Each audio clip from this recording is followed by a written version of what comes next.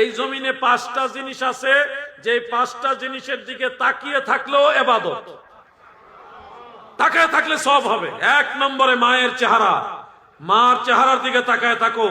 বাইহাকি শুআবুল ঈমানের মধ্যে উল্লেখ, হযরত ইবনে আব্বাস রাদিয়াল্লাহু আনহুমা বর্ণনা করেন মারফু সূত্রে, প্রিয় নবীজি বলেন, সন্তান যদি মায়ের চেহারার দিকে তাকায় রে, সাথে সাথে আমার আল্লাহ আমলনামায় কবুল হজের সওয়াব লিখে দেয়। সাহাবীরা প্রশ্ন করলেন, ইয়া রাসূলুল্লাহ, নবী গো, যদি 100 বার চেহারার দিকে তাকাই তাহলে কি হবে? প্রিয় নবীজি বললেন, 100 বার তাকাইলে 100টাই হজের সওয়াব আল্লাহ দিবে। মা আসেনি আপনাদের? মা আসেনি? মা আসেনি? এই মায়ের চেহারা অনেক দামি চেহারা। শোনো, কাবা ঘরের দিকে তাকাইলে হজের সওয়াব হবে, কোনো দলিল নাই, কিন্তু সওয়াব হবে, কিন্তু হজের সওয়াব হবে দলিল নাই। তোমার মা কালো হতে পারে, তোমার মা শ্যামলা হতে পারে, তোমার মা ফর্সা হোক, মা তো মাই, মায়ের চেহারা তো দামি, ওই চেহারা তাকাই থাকলে হজের সওয়াব। সুবহানাল্লাহ, সুবহানাল্লাহ।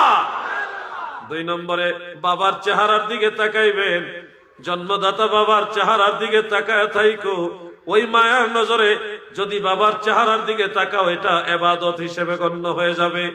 3 নম্বরে পবিত্র কোরআনের মুসহাফ, কোরআনের পাণ্ডুলিপি, পৃষ্ঠা, আয়াত, পারা, সূরা, এগুলির দিকে যদি নজর করে, আমার দয়াল নবী বলেছেন এটাও আপনার ইবাদত। 4 নম্বরে কাবা শরীফ, বাইতুল্লাহ শরীফের দিকে নজর করবেন, কাবা ঘরের দিকে তাকায় থাকা ইবাদত।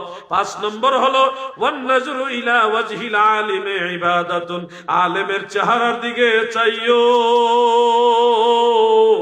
আমার নবীর ওয়ারিসদের চেহারার দিকে তাকায় থাইকো। দয়াল নবী বলছে, নবীর ওয়ারিস যাই না আলেমদের চেহারার দিকে তাকাইলেও আমার আল্লাহ ইবাদত হিসেবে গণ্য করে দেয়। এই জিনিসগুলি অনেক দামি জিনিস, এগুলি মূল্যায়ন করবেন, দেখবেন এমনিতে আল্লাহ আপনাকে নাজাতের ব্যবস্থা করে দিবে। যুবক ভাইয়েরা শোনো, আমার যুবক ভাইয়েরা, কলিজার টুকরা যুবক ভাইয়েরা, তোমরা আগামী দিন এই বাংলা নয় সারা পৃথিবী আল্লাহ পাক তোমাদের দিয়ে চালাবে। তোমাদের আরেকটু দায়িত্বশীল হওয়া উচিত। কেমনে? তোমরা তোমাদের মা বাবা, তোমাদের মুরব্বী উস্তাদ যারা আছে তাদের প্রতি যত্নবান হও, শ্রদ্ধাশীল হও। ভাই, ও আমার কলিজার টুকরা ভাই, যুবক, তোমাদেরকে বলছি, মুরব্বী যারা আছে তাদেরকে সম্মান করো, যেন তোমাদের যারা পরবর্তী প্রজন্ম তারাও তোমাদেরকে সম্মান করে। তোমরা যদি তোমাদের মুরব্বীদেরকে ইজ্জত করো, তোমাদের পরবর্তী প্রজন্ম তোমাদেরকে ইজ্জত করবে। বেশিরভাগ পাগলের ইতিহাস দেখবেন, বড় বড় মেধাবী স্টুডেন্টরা ইংলিশে কথা বলতেছে কিন্তু পাগল। কি আছে না নাই ভাই আমার? এগুলি হলো ওই লোক যারা উস্তাদের সাথে বেয়াদবি করছে, মা বাবার অবাধ্য হয়েছে, বদদুয়া লাগছে, আল্লাহর ওলির সাথে বেয়াদবি করছে, বদদুয়া লাগছে। এই পাগলগুলির দিকে তাকায়া তারা ওলি আল্লাহর বিরোধিতা করে। আরে আল্লাহর ওলির দরবারে একটা কুকুর থাইকা, সেই কুকুরও জান্নাতে যাবে, কোরআনে আছে, আছে না নাই? ওলি আল্লাহর দরবারে থেকে লস হয় নাই কারণ।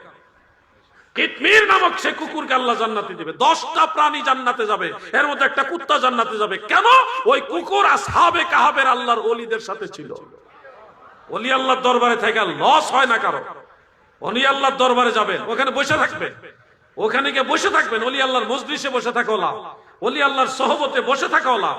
হ্যাঁ, আমরা কোনো ভণ্ডামি সাপোর্ট করি না, কিন্তু ভণ্ডামি সাপোর্ট করি না বলে আমরা কাউকে প্রহার করি না। আমরা ইসলামের আদর্শ দিয়ে মানুষকে বুঝাই, মানুষকে ভালোবাসা দিয়ে বুঝাইবার চেষ্টা করি, মাইরা না।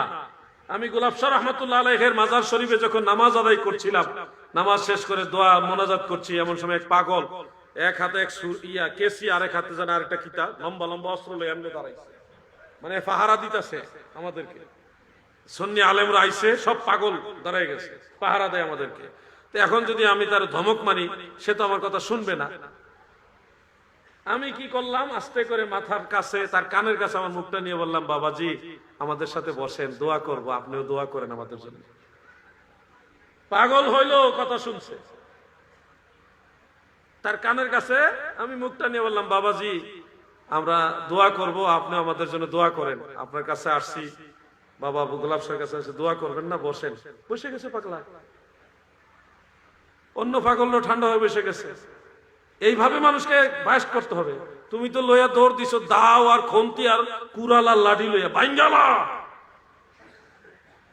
আরে ওলি আল্লাহর মাজার তোর কাছে, একটা মানুষ ইন্তেকাল হয়ে গেছে, তার কবর তার কাছে, তোমার কাছে নিরাপদ না, জীবিত মানুষ তোমার কাছে তো আরো নিরাপদ। এই জন্য ইসলামের সঠিক ব্যাখ্যা জানতে হবে, সঠিক দিকে আপনাকে যেতে হবে। আমি বাংলাদেশে যখন মাজার ভাঙ্গা চলতেছে, 5ই আগস্টের পরের দিন থেকে মাজার ভাঙ্গা শুরু হয়েছে, ওই দিন থেকে শুরু হয়েছে মাজার ভাঙ্গা। ঠিক ওই দিনে আমার মাহফিল ছিল চন্দনাইশ। শরীরে যতটুকু শক্তি ছিল, গলায় যতটুকু আওয়াজ ছিল, ইমানি জজবা নিয়ে সেদিন মাজারের পক্ষে, পীর মুর্শিদ ওলি আল্লাহর পক্ষে কথা বলেছি, বারবার চ্যালেঞ্জ করেছি। মাজার পাকা করার পক্ষে, মাজার জিয়ারতের পক্ষে, ওলি আল্লাহদের দরবারের পক্ষে। কোন একটা ওয়াহাবি আজ পর্যন্ত আমার সেই চ্যালেঞ্জের জবাব দিতে পারে নাই, পারে নাই। এটা আমার বাহাদুরি না, এটা হলো ওলি আল্লাহদের তাওয়াজ্জু, আল্লাহর সাহায্য। তাদের সে হিম্মত হয় নাই। আমি এক সময় অনেক ভণ্ডামি যারা করে তাদের বিরুদ্ধে কথা বলছি, কঠিন ভাবে বলছি, ওইটা ছিল আমার শাসন। কিন্তু যখন ওলি আল্লাহদের দরবারের উপর আক্রমণ এসছে, তখন আর শাসন করার সময় না, তখন আত্মরক্ষা করার সময়। আমার ঘরের সদস্য তারা, ভুল হইলে আমি তাদেরকে শুধরাই দিব, সময় আছে, সুযোগ আছে।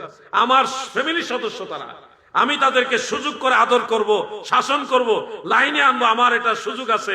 এখন আমার শাসনের সময় না, এখন সবাই মিলে নবীর দুশমনদেরকে প্রতিরোধ করার সময়। ঠিক কিনা বলো?